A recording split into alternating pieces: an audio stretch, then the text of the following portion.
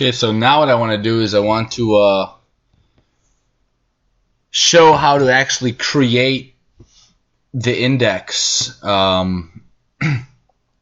using the weights to actually create the index, which is what you're going to plot over time and then do a write-up on.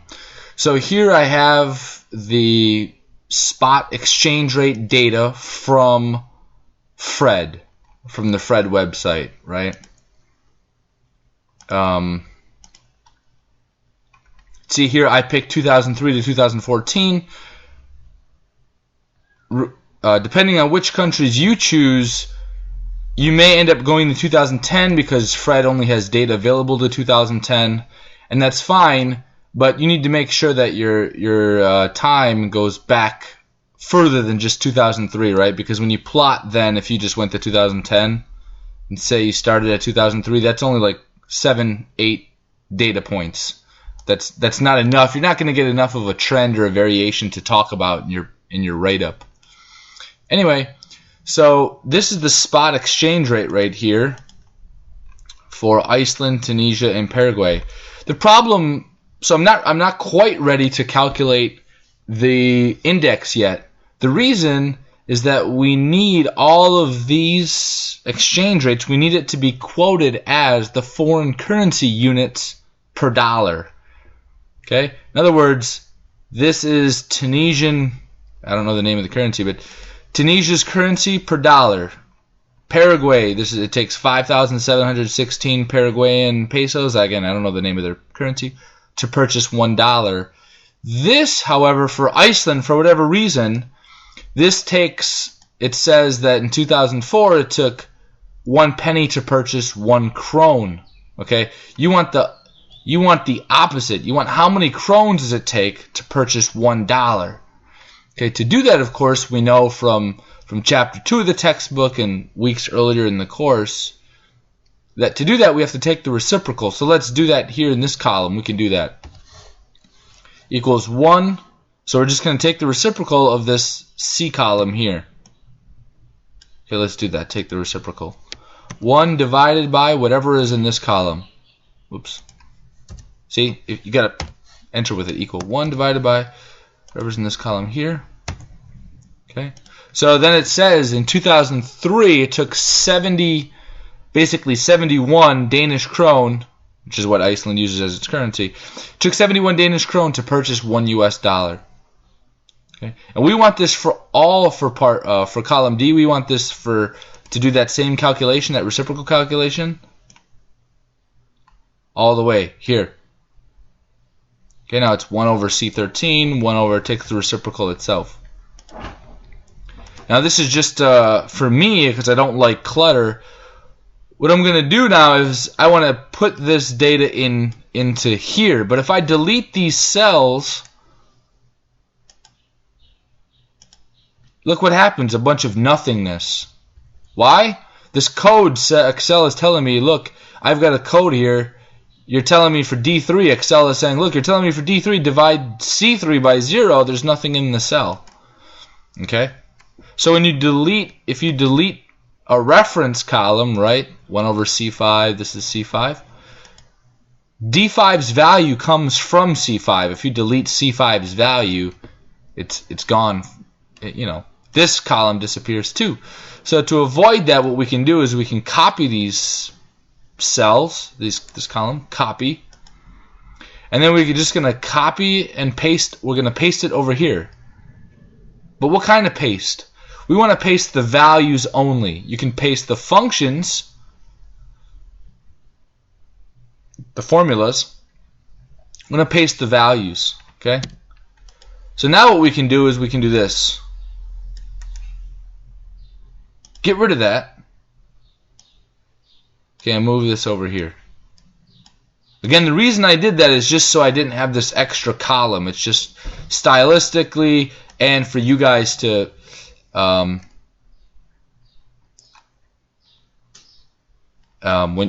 you're seeing this, when you see it on the Excel file that I uploaded to Blackboard, you're not, you see where this came from.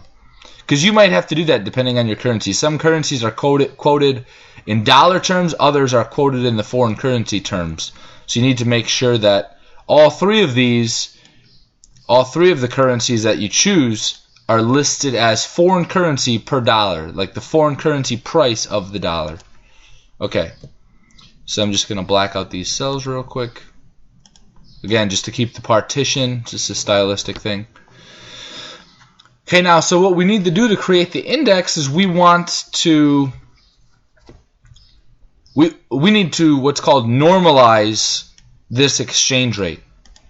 That's just a kind of a fancy term.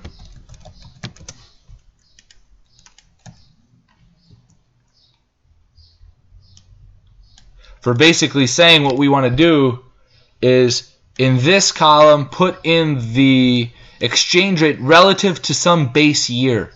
Okay, so the base year I'm going to choose is 2003. Again, the base year is completely arbitrary. I said this in one of the write-ups I posted to Blackboard. Okay, so how do we do that? What we're going to do is we're going to divide, take whatever's in this cell, okay, and divide it by C2 cell, because that's the base year. Base, think of base. A base supports something, right? So a base goes in the denominator. And of course, that's just divided by itself. Now you might think, oh, I learned this little trick of dragging and dropping, right? Wait a minute, what's going on? 1, that can't be right. We can center this. That can't be right. 1? But look what Excel's doing. It's taking C3 divided by D3, getting 1. It's taking this column and dividing it by itself. And you think to yourself, you're frustrated. You say, no, Excel, no. For this cell, take whatever's in this cell and divide it by this specific cell, C2, every time. Okay? To do that, in other words, to lock in this cell here, what we need to do is put a $sign here.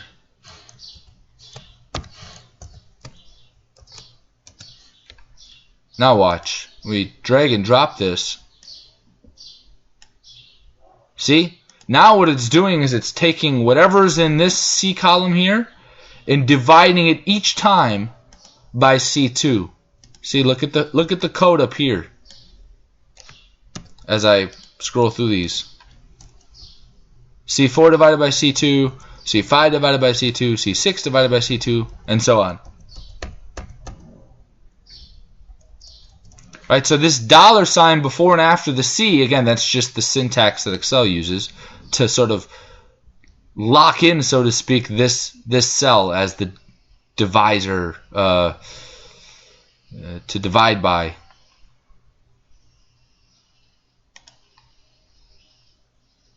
And we're going to do the same thing here. C15 divided by $sign C 15. Okay. And then that's just divided. This first cell is always going to be 1. That's fine. For your base year, it's going to be 1. It has to be. Do the same thing here.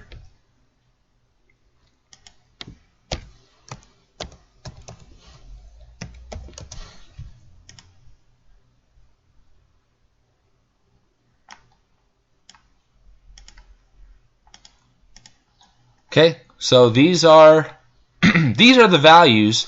We call these normalized values. These are the values that we're going to use in our exchange rate index. So we're going to multiply these guys by our weights. Here's our weights down here. Where did I get this from? Well, I got this from this other sheet right here. This is from the other video. Right? These are the weights.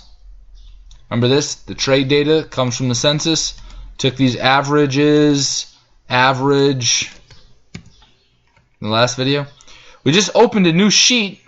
If you want to start a new sheet, you just click this plus sign. I think it's this. It might not be a plus sign in older versions of Excel, but it's the same principle. Right? Delete this. We can rename this sheet to effective exchange rate index.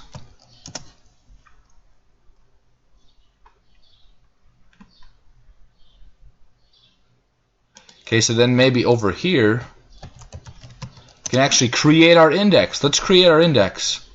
Our index is what? It's a formula.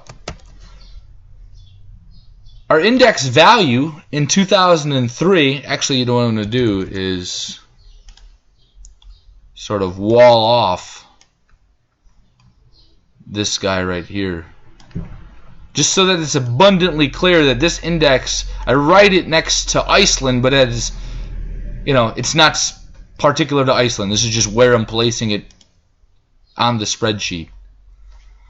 Okay, so equal sign, what's our exchange rate index? Always start with the parentheses here. Equal sign tells Excel that you're about to enter a formula. Okay, it's whatever Iceland's value, so the index in 2003, what's its value?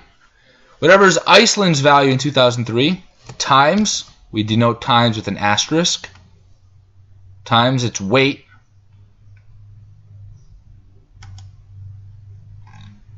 okay, plus Tunisia's in 2003 times Tunisia's weight,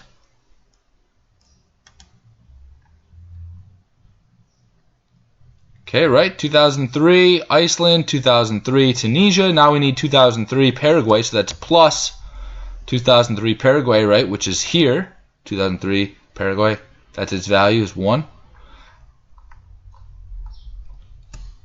Times Paraguay's weight. So I need to weigh this guy by its weight. Of course, it's just 1, so the base here is just going to be 1, and that's always the case. And actually, what we typically with an exchange rate index, an effective exchange rate, it's almost always listed as times 100. Okay. Now, those who are Excel savvy will say, you made a mistake. Watch. So I go like this. 0. Wait, my index was 0? What's going on? Look what it's doing. Watch the formula bar. Keep your eye on the formula bar here as I scroll through. It's changing every time. D4, F45, D5, F46, blah, blah, blah, blah, blah. Right? What I want to do is I want to weight every one of these, like this one by its weight. This is Iceland. So this value, normalized exchange rate value, by its weight, Iceland's weight. This by Iceland's weight. This by Iceland's weight. So if you remember from the dollar sign, what I should have done is locked in the dollar sign of these. Lock these specific values in by putting dollar signs around its cell. Okay, let me explain what I mean. See here, again, this is garbage. This right here, this 0, your index drops to 0. You know, it doesn't make any sense. This says it took 0 foreign currency units to purchase $1. That doesn't make any sense. So how do we fix this? Oop. Put dollar signs around here. This locks in, so to speak, that specific cell. Oh. Okay, now watch. This is still 100. 100. Now let's drag and drop this. There you go. This is your index value. That's it. You're done. Well, you have to plot this over time, but so this is our index. We can center this, make it look nice and crisp. Okay, again, now look what it did. Now pay attention to the formula bar. F of x, that's the function. So function equals, and then you put in the right-hand side here. Take a look at that as I scroll through. Now look at each time f is locked in. You're multiplying all the D5, D32, D19, D6, D19, D32, D7, D20, D33. So it's increasing each of these one time. I mean one shift down, but it's keeping the weights here, multiplying them by the weights. So this is your index. And in the next video, just to make this a little shorter, I'll show how to plot this over time with Excel.